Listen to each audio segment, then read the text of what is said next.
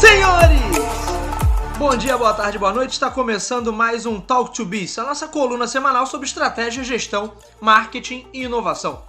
O meu nome é Bruno Garcia, sou professor e profissional na área de marketing e business, e aqui você já sabe, toda semana a gente traz um tema novo a respeito do mundo dos negócios, mas também faz comentários sobre notícias, sobre acontecimentos que podem ter um impacto no seu planejamento estratégico, na sua empresa ou na sua carreira.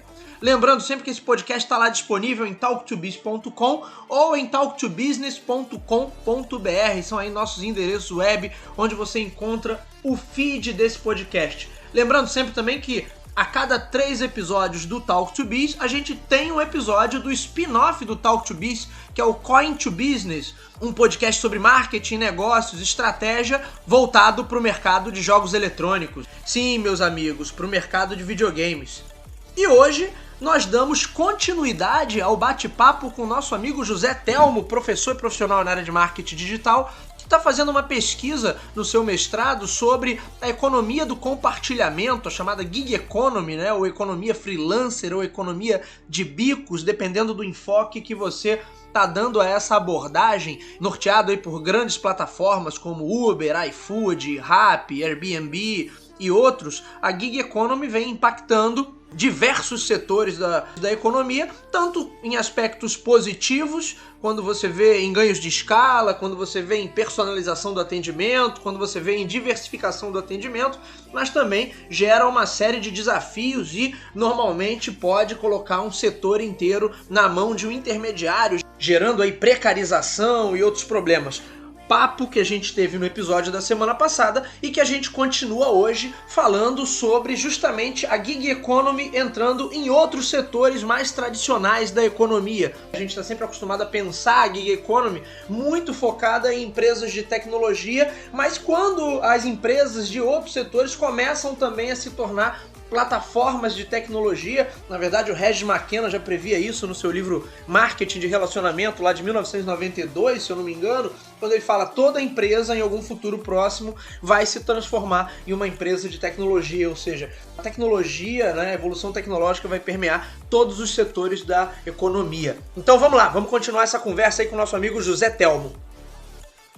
Ô Telmo, você acredita que essa dinâmica da gig economy, de economia de plataforma, pode afetar quase todos os setores, quer dizer, de maneira que todos os profissionais de alguma maneira se transformem em prestadores de serviço? Eu acho muito difícil fazer uma futurologia tão longa assim, dizer que todos, mas eu acredito que todo serviço tem um grande potencial, ou o serviço ou partes do serviço tem grande potencial de terceirização, de ser automatizado, de ser de alguma forma substituído.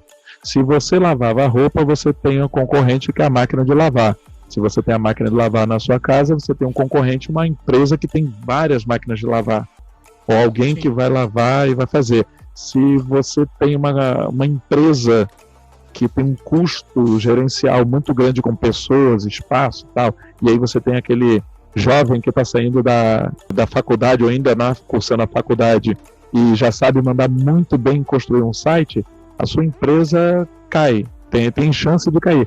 Mas aí, claro, depende de questões de profissionalismo, experiência. Não é simples também criar pânico.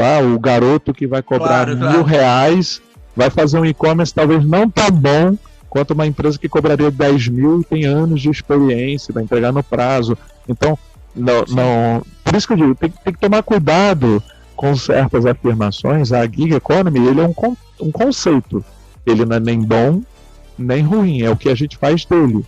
Sim. Então ele é um lugar de oportunidades, mas também é um lugar de muito choro e ranger de dentes. Sim. Isso eu gosto de deixar isso claro para todo mundo. É interessante notar que aí a gente tem a economia de serviços, né? Como você colocou muito bem no exemplo da máquina de lavar, essa dinâmica sempre aconteceu, está sempre ligada à conveniência, o que é mais fácil, o que é mais conveniente, quando a economia também permite. Então, possivelmente, em mercados com, vamos dizer assim, mercados mais superavitários, a galera vai preferir levar para uma lavanderia do que ter esse serviço Sim. sendo prestado em casa.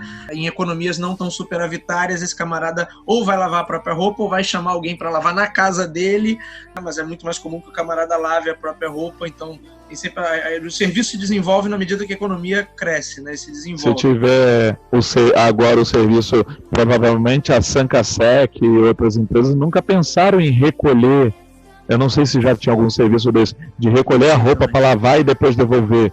Eu só me lembro de chegar lá e entregar, mas de repente nessa situação de pandemia, vem aqui buscar, combina, paga, provavelmente vai ter uma taxa um pouco maior por causa desse esquema, mas aí os serviços estão sendo redesenhados, repensados enquanto a gente vê a pandemia se alongando. Então, aí a gente tem dois fatores que aceleram ou podem acelerar, e um já está confirmadíssimo, que é o primeiro fator, o digital. Né?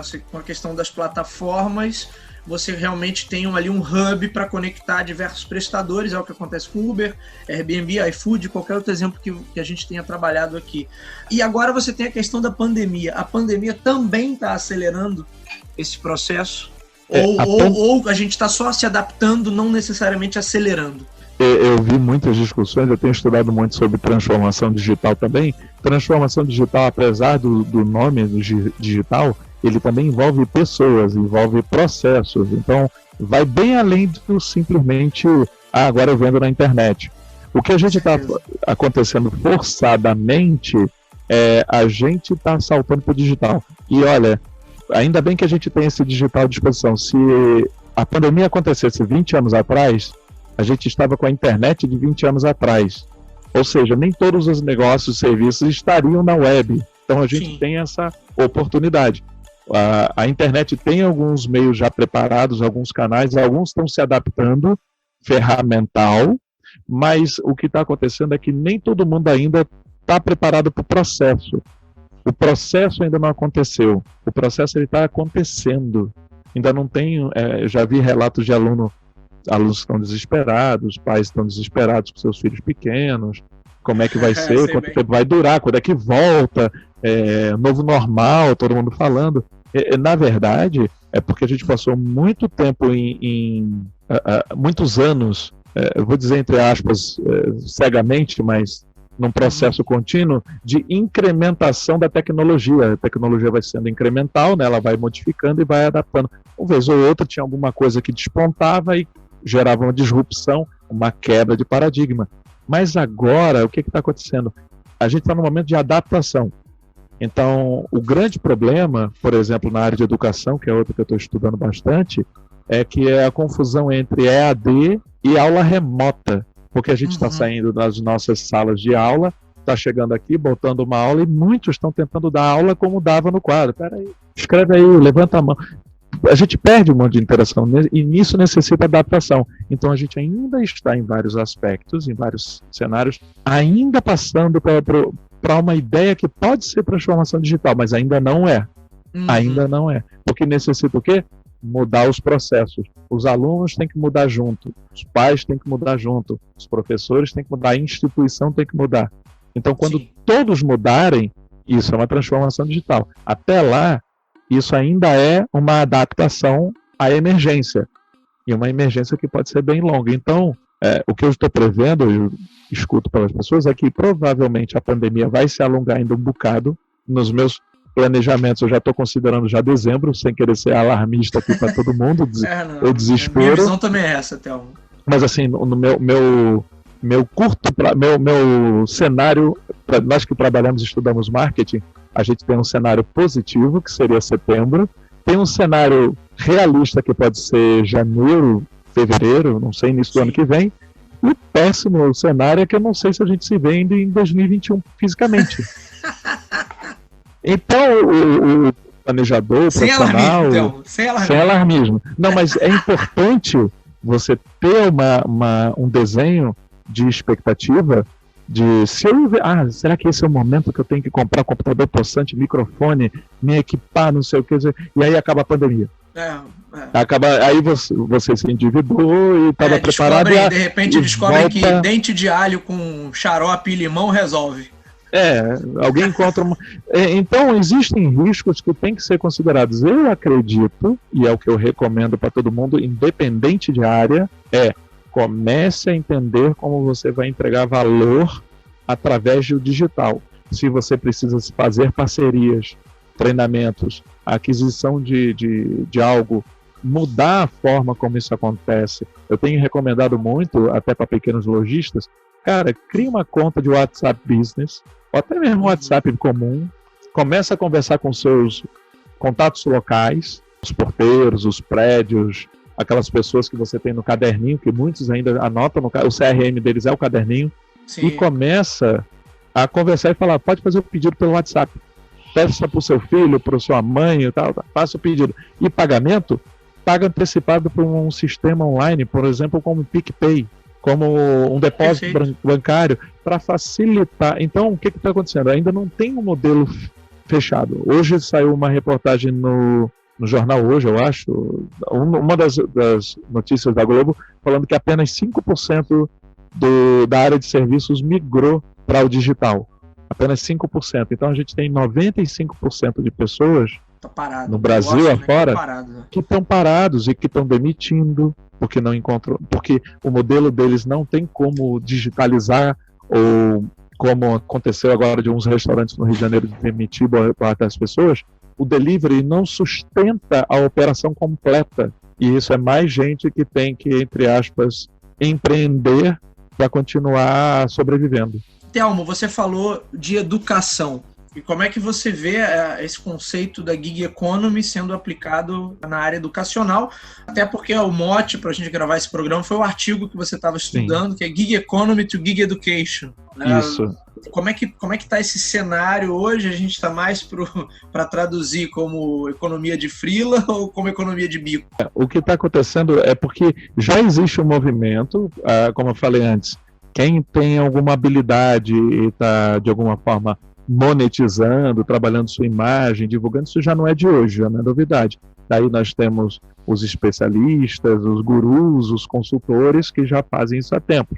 Só que agora, com a digitalização, não transformação digital, mas a digitalização das aulas, você está capacitando vários professores que estão enxergando a possibilidade de começar a empreender das suas aulas e oferecer através de um canal de YouTube, ou informalmente através dos recursos gratuitos que tem o Facebook, YouTube, Twitter, ou Sim. até outros que já estão investindo em plataformas, venda dos seus cursos através de uma plataforma parceira como Hotmart, Monetize, etc.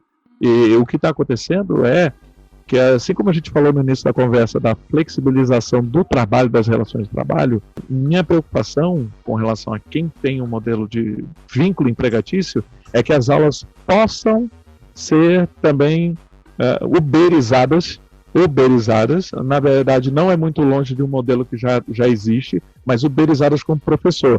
Quando tem certa aula, você chama o seu professor. Para quem não sabe, está escutando a gente, geralmente isso é o que acontece em pós-graduação. Você fecha uma turma, você contrata os professores, você convoca, chama, e aí eles têm uma demanda. Eles atendem a demanda, recebem por isso, acabou. O vínculo, não há um vínculo. O vínculo é a execução da aula. Sim, então, é o que sempre aconteceu com o professor convidado, né? Como se chama. Professor convidado. Então, acredito que isso possa se estender para graduação.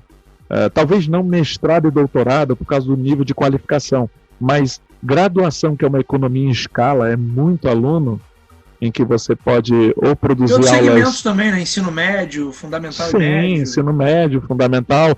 Todos aqueles que lidam com uma grande quantidade e que economicamente é viável para a marca educacional juntar 100 a 200 alunos numa única sala virtual ou acessar um conteúdo pronto, preparado, para a redução de custos, talvez interesse a eles essa uberização de um profissional de educação, o que também pode ser, como eu falei, tudo tem um lado positivo e um lado negativo, uma oportunidade para outros professores de fazerem seu nome e serem reconhecidos pela sua capacidade e eles serem convocados cada vez por mais faculdades e escolas, não mais limitado por sua área regional, por sua área geográfica.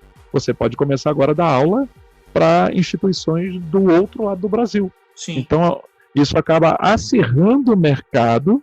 Então, lembrando de Oceano Azul, pode se tornar um oceano vermelho da oferta né? Saturação rapidamente. E isso, consequentemente, o que vai afetar? O valor que você cobra, se você entra nas plataformas, o teu valor ele começa a cair. Então, há oportunidades e há possibilidades de ônus.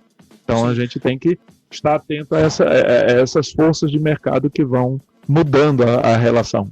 Agora, no caso educacional, a gente ainda tem um mercado ainda muito dividido, né? Porque a gente não tem uma plataforma que seja tão forte como em outros setores, como a gente tem iFood, Uber, e as próprias instituições de ensino ainda não sabem se comportar como uma plataforma. Quer dizer, elas não foram estruturadas e pensadas para se comportar como essas plataformas. Então, hoje está todo mundo sendo forçado a se adaptar em relação a processos, atendimento e tudo mais. Não só na questão da aula, né? Talvez a aula seja o menor dos problemas, porque você tem toda a parte de estrutura, de modelo de atendimento, de processos internos, que não foram pensados para trabalhar como plataformas, como a gente tem hoje aplicativos, Nubank, por exemplo. Sim.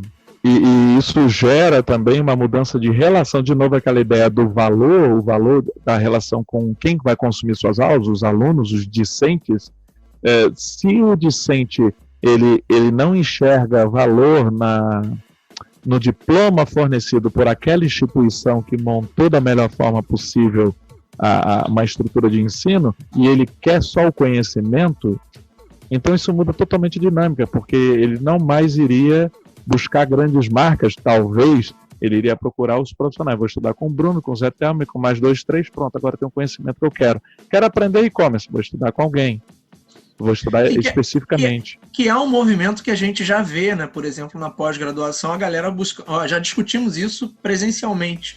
A galera buscando cursos de formação de menor carga horária, mais específicos, mais pontuais, e não vendo a necessidade de ter diplomas, grandes certificações que levam muito mais tempo e que passam por uma metodologia mais tradicional, né? Sim, sim. O que a gente vê são profissionais que conseguem gerenciar tão bem o seu relacionamento com seus alunos, não dentro de uma estrutura, mas porque eles ensinam porque são profissionais em alguma coisa, e eles mantêm uma presença continuada, como se fosse dentro de uma plataforma. Dou exemplo aqui para quem estiver ouvindo, tem colegas que fazem tudo através de um grupo de Facebook, por exemplo. Ele cria os grupos para os alunos e ele mantém uma relação continuada, ele pode manter com uma mensalidade, com um pagamento recorrente, e aí aqueles alunos estudaram o conteúdo e permanecem ali porque enxergam valor, enxergam oportunidade. Isso também pode ser uma oportunidade para a escola, para o nível superior, por exemplo. Ele não precisa se formar e dizer tchau para o aluno. Ele pode manter o aluno ali continuamente. Ele pode reduzir taxas, mas com a promessa de que o tempo de vida daquele vínculo com o aluno, ele permanece por mais tempo. Se você continuar pagando uma mensalidade simbólica, você tem descontos nos cursos futuros, nos cursos de curta duração. Então, as faculdades elas precisam se transformar em gestores educacionais, gestores de educação, e não mais só em instituição de ensino. Esse papel passa a ser mais amplo, né? Telmo, para a gente já caminhar para o encerramento, você te falou aí de relacionamento, né? O quanto esse relacionamento muda. Por exemplo, hoje é muito mais difícil para um e-commerce criar esse vínculo baseado em relacionamento do que para uma loja física. Quando a gente fala de educação, indo para um modelo remoto, indo para um modelo mais... Me fugiu o termo agora, mas... Um modelo, não quero usar uberizado como você usou, porque dá uma conotação negativa, mas no sentido de ser mais fragmentada, onde eu escolho ali, eu faço o meu self-service educacional com o professor da minha escolha. Para as próprias plataformas de ensino ou instituições de ensino que querem se comportar mais como plataformas, como equacionar ou como melhorar essa questão do vínculo baseado nesse relacionamento, já que agora está todo mundo à distância? A marca, independente se é instituição de ensino ou qualquer outra área, ela precisa estreitar essa relação, ela precisa ouvir mais, ela precisa estimular mais a conversa. Estar na internet, e por a internet ser um meio social, ela depende que as pessoas falem, ela depende de ser a capacidade de ouvir de entender, de estimular conversas. Então, se a marca ela não interage, ninguém sabe por que as pessoas estão deixando de contratar, estão deixando de utilizar o serviço. Então, uma boa parcela da P de promoção dos 4Ps tem que ser investido em relacionamento. Porque hoje em dia não basta só entregar o produto e aí você tem o serviço agregado, aquilo ali, por exemplo, você compra num supermercado e simplesmente compra, recebi, pronto, recebi o que eu queria. Mas aí o supermercado entra em contato, pergunta se chegou tudo bem, se tem algum problema, se tem algo que pode resolver, mesmo que seja de alguma forma automatizada, como um form, alguma coisa, e não ficar só naquilo, é responder. É tão bom quando ontem eu tive experiência com um restaurante que eu ligo, eles já me conhecem, viram lá meu código, qual é o seu telefone tal, o senhor José quer repetir a sua última compra? Quero. Assim, assado, essas características? Quero. Tá, beleza. Pronto, eu resolvi meu pedido em segundos. Você tá engordando nessa quarentena, hein, Thelmo? Porque tu só dá exemplo de comida, hein? Perdi 6 quilos. Que isso, cara? Perdi 6 quilos na quarentena, tô adorando. Quanto mais durar essa quarentena, mais eu vou emagrecer. Legal. Eu tô mudando muitos hábitos, mas eu não consigo fugir muito dos exemplos de comida, que eu acho que é o mais próximo de todo mundo. Eu acho que é o mais próximo. Sim, então a galera, por exemplo, da área educacional vai ter que se preocupar muito mais com o engajamento, como a gente se preocuparia no modelo tradicional de ensino. A gente vai ter que se preocupar com o engajamento tal qual uma rede social. Hoje tem que se preocupar Sim, com o engajamento. Porque é muito difícil você chegar para o seu orientando, aluno, cliente, e dizer, olha, a partir dessa hora eu não falo com você. Se fosse uma relação física presencial, até se entende, na faculdade está fechada, é fim de semana, é feriado, só começa a funcionar de 9 às 6. Mas quando você está pela web e que a web, cada minuto que você espera é multiplicado por 100. Esperar 1 minuto parece mil minutos, 1 hora, e ninguém me responde.